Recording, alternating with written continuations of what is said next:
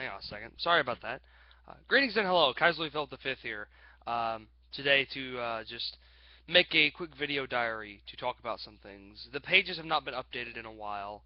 I've been saving new content and reading new things and thinking about things I want to put on the new blog, but really it's just not coming to fruition. Because what started this whole introspection was just the fact that really I'm alone in this. And I mean, I have followers and people who want to see what I do become successful, and I will reward them in any way I can, for their sincerity.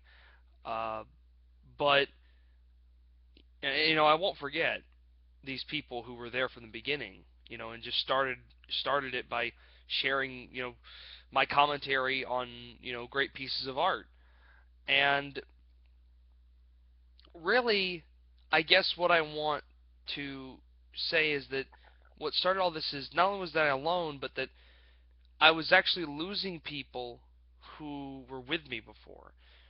And granted, that all happened a long time ago, and I've talked about it before with friends of mine who, were part of the original TradCon, Renaissance and left for fascism and nationalism, all this other stuff. And some of these guys were people who actually kind of pulled me into the movement deeper and gave me information I never otherwise would have learned or had, and authors like Joseph Maestri, who are now one of my favorites, who otherwise I never would have even heard of before. And the thing is about that,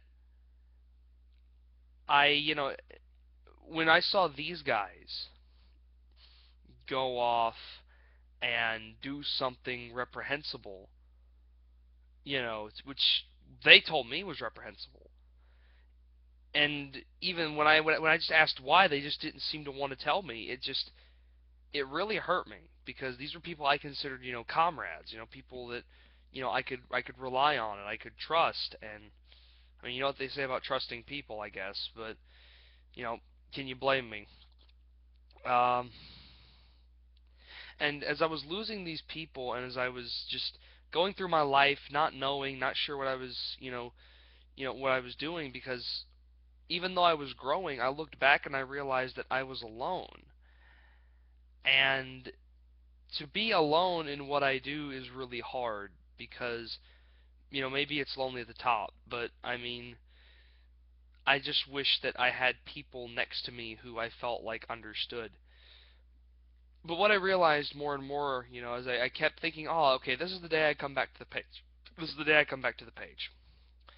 And it wasn't the day I would come back to the page. Something else would come up in my life. Some other question would come up. Some other piece of information would arise that I wasn't sure about. And all throughout the page, I've noticed this pattern in my life where I learn something and it ends up changing my perspective on things. And, I heard a guy once say that, traditionalists are often thought of as being shifty or unreliable because they can sometimes change their stance a lot. Well, the reason for this is not so much that we're disloyal, I don't think, and neither did this person. He said the reason is because so much of our stance is lost to history that as we are constantly learning about our past and about our ancestors and about how, the old religion and things like that, you learn new things that were otherwise forgotten and in a saner world might have been passed to you, directly uh, from your ancestors and from your religious teachers and from your just instructors and masters, and things like that. You would have otherwise learned these things. Well, that's not the case anymore. You know, Archbishop Lefebvre, I've never heard his name pronounced so many different ways. I'm going to call him whatever. I'm going to call him whatever I can think to call him. Archbishop Lefebvre said that the greatest tragedy of the Vatican II age is that now every Catholic needs to be a master theologian just to keep the faith, because the master theologians are compromised and are lost. And that's something I think every traditionalist, whether you like Archbishop Lefebvre or not, can relate to. We have to learn so much just to keep our religion. And that's really kind of where I'm at is, sometimes I learn new information and I process new things and it has to totally change my stance. But what I've realized is that one of the things we need is consistency. We need strong, stable leadership, and I'm gonna stroke my own ego here for a little bit and just say I know more than most people my age. I know a lot of stuff they don't know, at least. If I'm not smarter than them, I know a lot of stuff they don't know. I've had a lot of experiences they haven't had. Granted, many more people have had experiences I haven't had, even at this age. Um, and a lot of this was kind of driven by this. My desire to keep going with the page and keep doing things was driven by this sense of melancholy and unworthiness, because one of the historical figures I have a lot of respect for is one of the nine worthies, and that's Alexander the Great.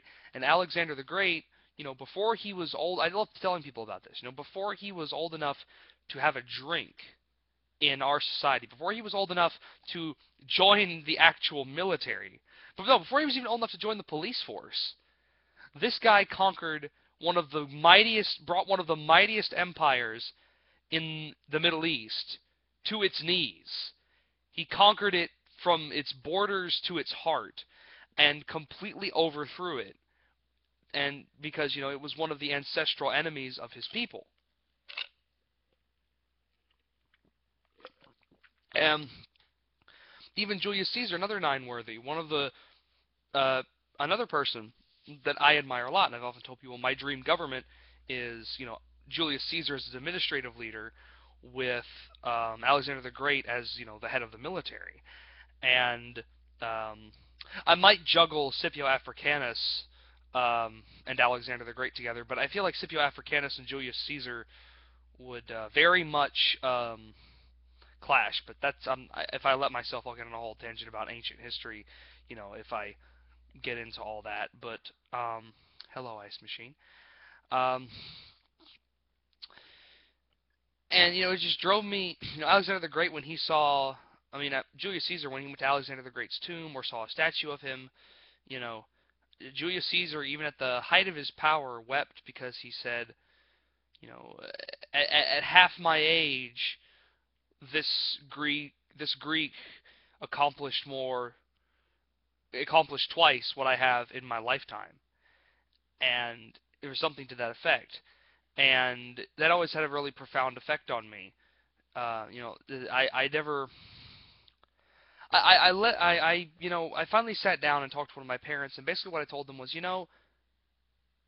I don't want to be that guy in his 30s and 40s who wakes up just one day, just wakes up and looks around and realizes, where am I? What happened?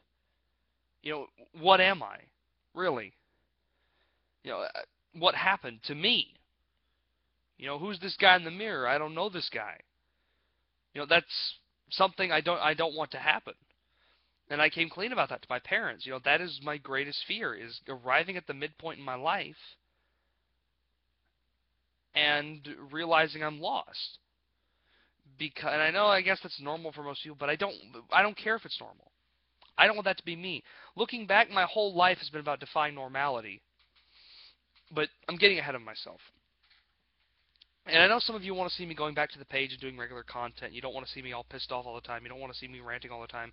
You don't want to, have to be digging through my personal Facebook page to find my writing. And I get that. I understand that you're very much upset by that. I get that. I would, if I was following somebody and, they just stopped posting, I'd be very upset too. So you have every right to be upset with me. But this isn't just about a web page.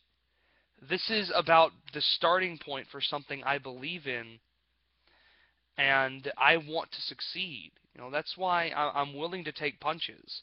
I'm willing to put myself out there. I'm willing to put my name on what I do, because I don't want to be some guy lurking in the shadows, getting high off internet fame, while I get ad revenue. I want to be somebody who's out there and making things happen. I want to be that guy who's out in front making things happen. And that's always how I felt like we need to approach our problems. We need to get in front and we need to approach them with a solid solution. And that's the tricky thing, really. I've always said, and I'll continue to say it, because it was, it was it's probably the only decent thing I did in high school. Really, was, I felt like it was, Blessed Charlemagne doesn't have a lot of quotes, but one of them I think is very telling, from the man who was the first person to create the political entity that would become the basis for Christendom. And he said, right action is better than right knowledge, but in order to do what is right, we have to know what is right. That's one of only two quotes that we really have from Charlemagne, and the other one is heavily in doubt. That it was actually said by him. Um, it comes from a poem written much later. We don't know if he actually said it. Um, so for me personally, that's always been something I believed in. People say traditionalists are too bookish for their own good. Well, you know, being a caveman and getting a big stick and going around and beating people on the head and making loud animal noises would be a great solution to all our problems if we lived in the Stone Age. But we don't. We live in the information age. We live in an age of fast-moving, fast-paced information, and some of it needs, and there's a lot of bull out there. There's a lot of garbage out there that needs to be sifted through. And that's really the reality of it, that there's a lot of stuff out there that needs to be sorted through. Our society is a train wreck. I think the moment we fell off the tracks was the World Wars, and where we are at now is slowly, writhing about in the burnt, in the burnt, charred, crunched up metal bits, trying to recover our senses, trying to discern if we're even alive or not. I think that's where society is at this point. We're coming out of a wreck. And whether people want to realize it or not. And at least that's how I see it. You may see this as the peak of civilization. Well, good for you. I don't, and a lot of other people don't. And there's substantial evidence to say that it isn't the peak of civilization. That we've been in better times, and we didn't have the internet, we didn't have a lot of things we do now, but civilization was just better. There were better things. Civilizations and cultures are not just about what they give you temporally. And that's always been my thing.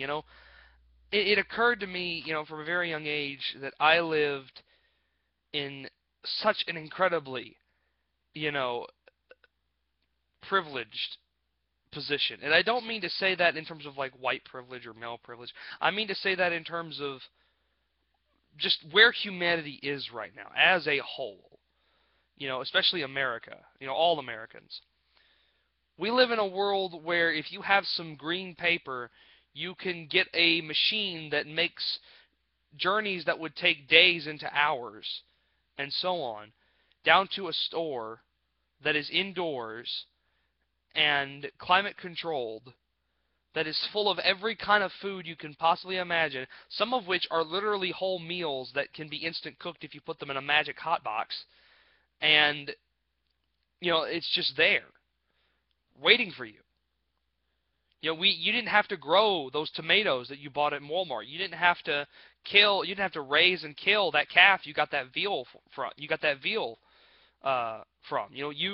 didn't have to do any of that. You just went to a store and bought food. And our society is so well off, we feel like we can just, if people are bad off, we can literally just set up a whole government institution to just give them money for food. I mean, when you consider how far up, shit creek without a paddle some of these people, of our ancestors were, if they found themselves in a situation with no food, you start to realize just how lucky we are. And yet, look at us. I met lots of second and third worlders who are amazed at the unhappiness of first worlders. They're amazed at it. The suicide, the crime, the depression, the medication addiction, the pharmaceutical crisis. They're amazed at it. How much we hate our countries. They're amazed at it because they just don't get it. Because they come from a place where they send children to go steal food from places because they think if the kid gets caught, well, maybe they won't kill him. The worst they'll do is beat him up a bit and we won't get any food. This is the kind of reality some people have. And yet we're miserable. Why is that? Was it always this way? Is there something we're just missing, and was it always this way? Was there some douche canoe running around in medieval Europe wearing togas, telling people how uncivilized they were, and, saying how much better Rome was? I don't know. Maybe there was, and he's just been lost to history. I don't really think so, but, for all I know, maybe he did exist, and I just don't know. But I digress. The biggest theme in my life, I wrote a thing about King Logan recently, the Fable 3 character. And what I basically said, this wasn't the sum of the whole thing, but this was one of its parts. And what I said was that in the old days, I'm talking like the old days, like antiquity and, early medieval period, kings, people ask me what's the difference between a king and a military dictator, and I say, well, the foundation of a kingdom and a military dictatorship, and I say, kingdoms are started by heroes. I'm not talking public speakers, I kind of disagree with Joseph Maestri where he says that great leaders are not legislators. They don't write, they command, they don't dispute, they act. I think an intellectual component is very important to a leader, but I don't think that's what Maestri was saying. I think what Maestri was saying essentially can be applied to dictators like Adolf Hitler, who obtained their power through popular support, through political campaigns, through writing, and not because they actually did anything noteworthy. Adolf Hitler was a courier in World War I. He did not lead some great valiant charge, on the Western Front that led to a crushing defeat to the Allies. He didn't do anything like that. Benito Mussolini didn't do anything too spectacular either. General Franco, his army was helpless without the Carlists. So, it's not like he was an all-conquering general. He had to go beg and plead people he would ultimately betray to create his nationalist Spain. So, same thing with a lot of other leaders in the modern world, and elected leaders in general.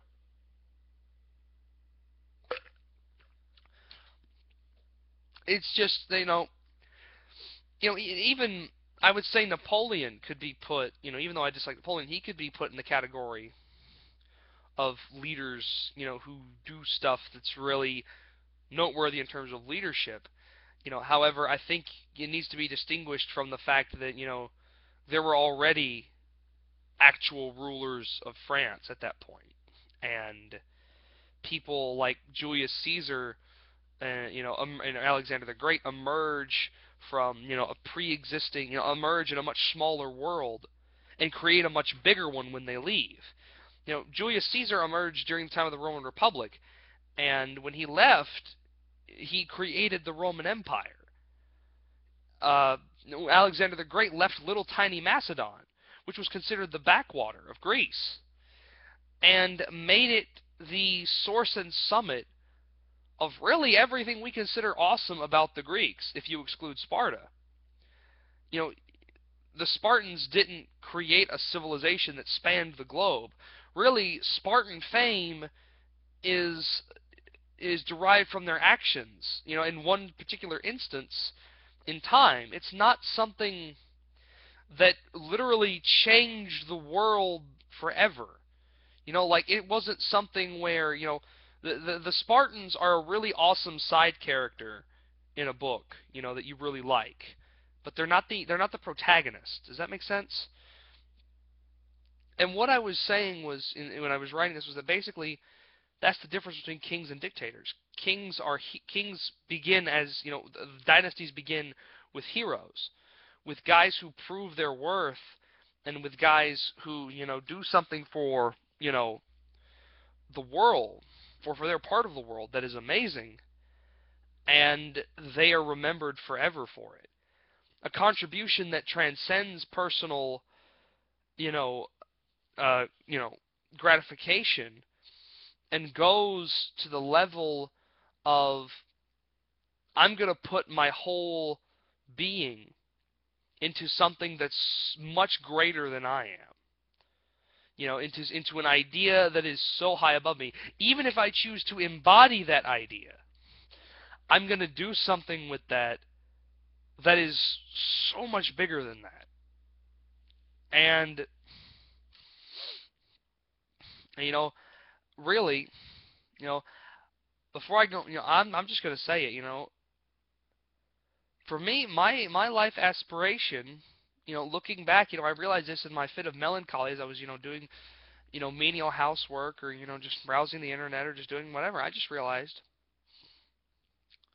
my life aspiration was to be a hero.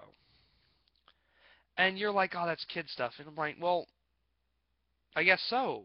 But that's still who I wanted to be. Even now, sitting here in my dorm, I struggle.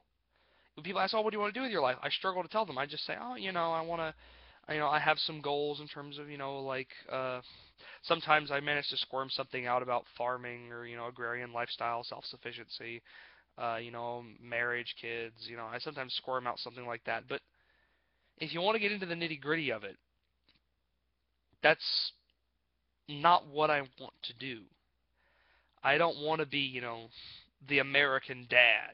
I don't want to be, the 9 to 5 guy that, comes home to a loving wife and kids and a white picket fence and 2.5 kids and a dog and 2 cars in the garage and mows his lawn and, sometimes does some interesting hobbies on the weekends, and, you know, that's not who I wanted to be. And I guess that really defies, in a sense, normal. Because looking back, that was what my whole life was defying the normal. I wanted to do the extraordinary. I didn't want to do the ordinary. I wanted to go above and beyond. I didn't want to just be me. But there were points in my life where I was just so beaten down because the whole world didn't seem to think that was what I was supposed to do. And yet another part of me said, that's what you're supposed to do. But everyone else just said, no, it's not worth it. Just do whatever you want. There's no need to be excellent. There's no need to be a hero. We have other people who do that for us. We have other things we could occupy our time with. And really, that's it. And that's why I started playing video games, I think. And I'm not saying video games contributed to my backsliding into... video games are always going to have a place in my mind as the things that sparked my imagination and inspired me and, even taught me things, I dare say. Even if looking back, it wasn't maybe the most productive use of my time, they serve their purpose. And, I'll defend them as art, even. Video games are art. But just looking back, everything in my life was about defying the normal. But another aspect of my life is unsurety. Just to kind of lay out my life a bit, and people from family members to friends say, you dwell on this too much. And I'm like, no, I don't dwell on it too much. I'm just smart enough to realize this has affected me in ways it hasn't affected people who've never experienced it and who've never been there. When I was born, my parents had been married for 10 years. Their marriage was a wreck. My dad was out of the picture shortly thereafter I was born. Ironically enough, the only thing keeping them together was the prospect of having a kid. And when a kid showed up, they just,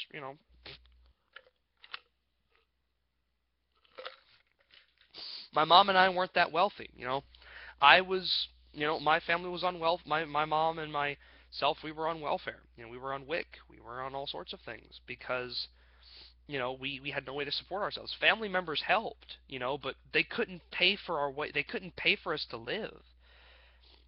You know, and my mom had been in some really bad car accidents, when she was younger, long before I was born, that basically made it impossible for her to have a job of almost any sort or to work.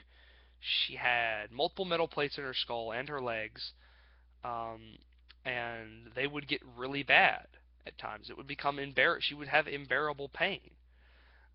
She honestly could does She honestly couldn't even lift that much in terms of heavy stuff.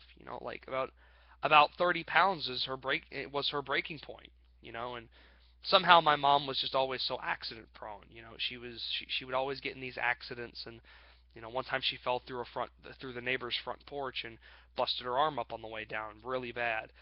And that's I just it was we were at a very bad spot. And unfortunately, I would like to say that my mom and I powered through it together, and I have an unbreakable bond with her today, but I don't. My mom dealt with a lot of her problems in the same way most mothers in broken homes deal with their problems, with unsavory decisions. And as is the case with most children in broken families, I was the recipient of her disenfranchisement, of her upset, of her woes about our poverty. And I really did, you know, just sort of, you know, not, I really just didn't cope well with it. And it's been something that's been with me ever since, as long as I can remember. And I didn't have that, and I know I missed it. I miss it still sometimes to this day. That essential foundation that all kids have, who have amazing parents, who support them in everything they do, and who are there for them 110%, who, don't ask, how are you going to do that? They ask, what do you need? They don't stop to question the why. They just help you do, you know, and all the while providing guidance and security and all these other things. And granted, I was eventually, adopted basically by my grandparents, who were much better parents to me, but they were much older. They and I did my best to kind of make myself not their responsibility, because I got the sense they weren't supposed to be doing this. It wasn't normal. I knew kids who had regular parents who didn't live with their grandparents. I remember kids thinking it was odd that I lived with my grandparents sometimes.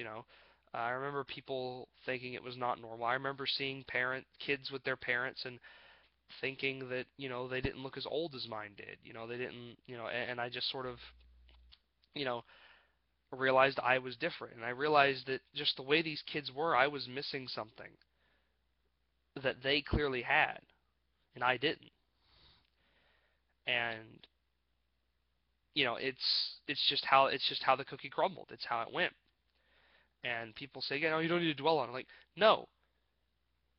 If people understand what this does to people, then maybe we're on our way to making better families. But I don't want to get on a soapbox about making families. As time went on, I always had this unsurety about myself. And, I always felt the need to jump into situations that I was desperately unqualified for, to try and just prove to people I could do things. And in some cases I did well, and in a lot of other cases I didn't do very well. Um, and it that kind of transitioned into religion, and in a way I didn't think was possible, because my life with Catholicism changed so much. Like, I look back in this time in my introspective, I've looked back at myself and I've said, who was that? You know, the one relic I think I have from my childhood, from my old self, is this phoenix on the wall. It's a poster on the wall, right above my head, above this screen here, um, and It's the only thing I really have that dates from that period of my life. Everything else has been shed off. Everything else has been scraped off. Everything else is kind of gone. Um, and it's just been interesting to me to just realize how much I've changed. And when I went through this change, to Catholicism, I went through more rough patches. People. It was the first time friends, ever left me over religion. It was the first time family members treated me differently over religion. It was the first time I think I encountered any kind of personal prejudice in my life, outside of, bullying, because, I mean, I'm a fat kid. I've always been fat. I'm a fatty. If I don't sit forward, it's very obvious I'm a fatty, and, well, I guess the chin's going down a bit more than it used to be, but oh well, I was always the fat kid. I was much fatter than I am now, actually. And, other than just bullying, which kids do, because they're assholes, um, I realized, I mean, I came to see real prejudice displayed against me, you know, in my life. And I just dug my heels in and took a stand. And that was really the first time I ever took a stand for something in my life. Like, I took a stand for things, I had beliefs and convictions, but they were super different from what I have now. And to stand up and say, you know, over religion, especially, and a religion I previously didn't follow, and say, I'm willing to make a sacrifice for this. I'm willing to endure a lot of hardship for this. I'm willing to give up a lot for this. Was a real big stepping stone in my life to a totally different person. But that, of course, had its downsides. I've always been a bookish guy. And so when I started reading about these religions and things, I started reading about Catholicism, you know, I realized, see, what I'm about to say is going to sound like I don't have faith in Catholicism, which I do. But as any first grade, as any novice Thomistic can tell you, faith and reason are compatible. They complement one another, and that's one of the basic premises of Catholic thought, is that faith and reason complement one another. So when you're dealing with these kinds of when you're dealing with you know questions of logic, for me it's always been a question of you know am I ever going to find something that proves me wrong to the point it forces me to reevaluate myself entirely. And I've had that happen a lot. One of the most drastic times that happened was when I was reading into the distributists, and I discovered things about them that I didn't like, things that colored their whole philosophy and sort of tainted it. And, you know, it sort of caused me to distance myself for a while, for the first real great introspective to deal with this. And for me, that was one of the first times it really came home to me that this could happen. Just like I could lose my old way of life because I found revelation, because I found enlightenment. I could perhaps lose the way of life I have now the same way. But the problem is, I don't want to lose that way of life. I don't want to have, the Templars and Christendom and knights and kings and things. I don't want it to be ruined for me, because even before I was who I am now, I had respect and interest in those things. And to lose that, for me, I feel like would be catastrophic. because it became such a huge part of me, and it was always a huge part of me, even before I knew, the Almighty was just like, oh, you ain't seen nothing yet. You have no idea how much this stuff is gonna mean to you in like 8 years, 10 years, 15 years. You have no idea how much this stuff is gonna mean to you. Like you can't even grasp, kid. And that's really the fact of it. And this goes back to what I said about introspective and about wanting to be a hero and about needing stability. The fact is, I'm not very stable at this point. And I'm at a point right now where, honestly, I really don't control anything. I don't have authority over anybody. I'm not in charge of anything. I'm just running a page where I post my thoughts, and people like them or they don't. People share them because they agree, or because they want to grill me, or what have you.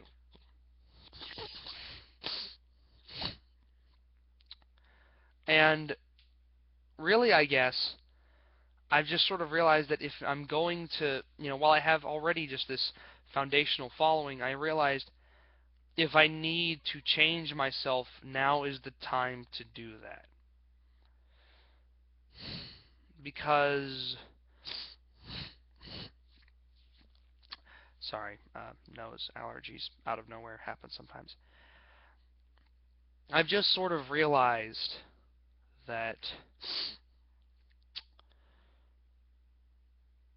I need to withdraw now to figure all of this out, to improve myself, to become the person I want to be, to become the person I've been pretending to be all these years, to become the person who I've been playing as and role-playing as and pretending to be and wanting to be and dreaming about being and seeing myself as. It's gotten to a point where, I can look at myself even in this camera a little bit, and I can look at myself in the mirror, and I just say, that's not me.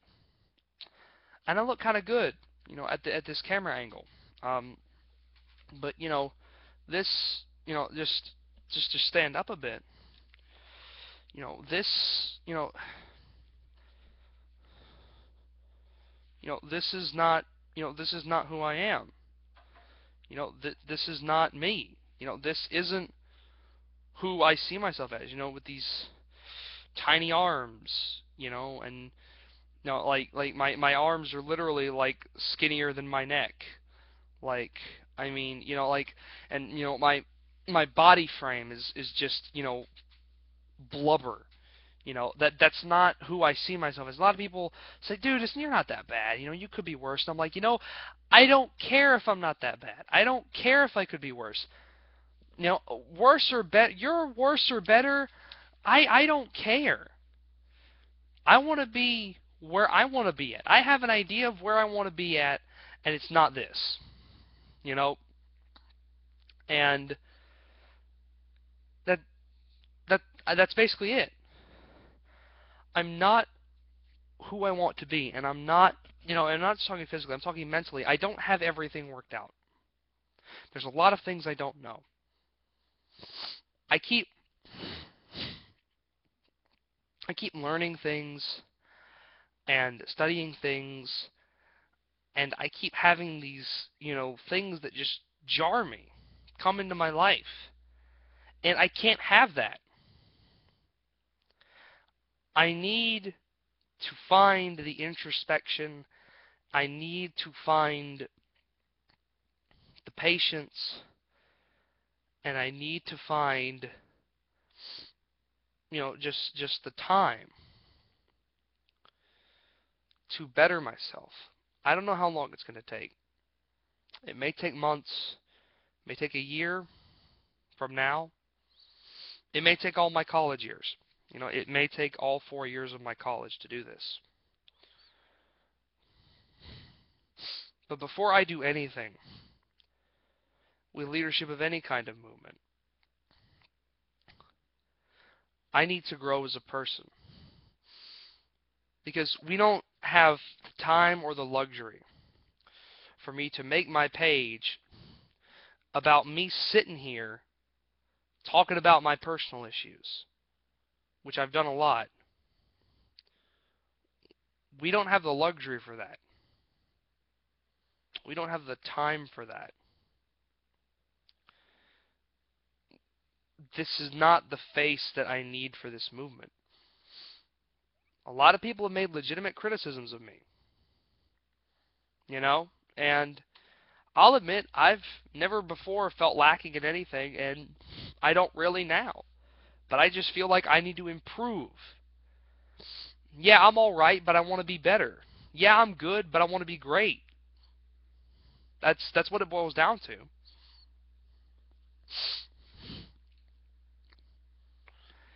And ultimately, I have to do this for me. I have to improve myself physically. I have to put myself on a certain level so that I am ready for any challenges that leadership might present to me. I need to prepare myself mentally for whatever onslaughts, our opposition will give me. And I'm not at the point to do either of those things. I'm not. I'm good enough for my own life, but I'm not good enough for the life I want to have. Does that make sense? I mean, I can't promise radical changes overnight, but this is essentially me saying that until further notice, the NSIR is kind of suspended. It's in suspended animation. It's frozen. It's on hold. It's on pause. Time out, I guess, because I need to get some stuff worked out before I go any further with this. Because more than I don't want to waste time doing the wrong things, I don't want to too eagerly get into something and then blow my chance to do something when otherwise I may have had a prospect of success. That median, that middle way, where actual solutions exist. What this means for my personal self and what this means for my blogs and things, I couldn't tell you. The NSIR itself is kind of on hold right now. But as for my personal thoughts, I think I'm going to try to use my Tumblr, which is already a bit more personalized, to get my personal thoughts on a public space where people can see them and talk about them. Granted, I have my personal Facebook page, but I don't want to put random people on my personal Facebook page, and I don't want to use the NSIR page to put my personal ramblings on. If you don't like Tumblr, fine, whatever. Because I'm also going to try to do video diaries, here, so that I can talk about my thoughts, and I can talk about what I'm thinking, and how this is going, so that people who care can keep up with me, and maybe reach out to me and offer me some help, and, that way I can actually start making some progress and some leeway into putting myself in a position where I can actually do what I want to do, which is, I guess, be a hero.